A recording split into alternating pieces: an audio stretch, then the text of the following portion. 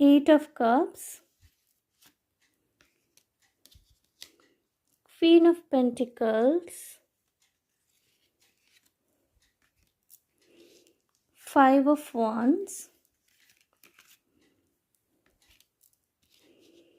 5 of Swords। বন্ধুরা, বাস্তব জীবনের নানান রকম ঝুট ঝামেলা, বিভিন্ন রকম ইগো ক্ল্যাশ, ব্যক্তিত্বের সংঘাত, 5 জনের 5 রকমের ওপিনিয়ন আপনাকে কিছুটা না কর্মবিমুখ করে তুলতে পারে এই দিন।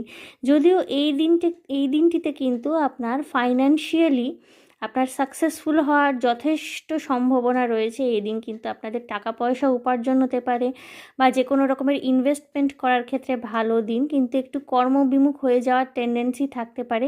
সেইখান থেকে বেরিয়ে আসবার জন্যে বন্ধুরা আপনাদের কিন্তু কাজের ক্ষেত্রে কনসেন্ট্রেট করতে হবে, ঠিক আছে? জাগতিক বিষয়বস্তুর প্রতি একটা অনিচ্ছা অনীহা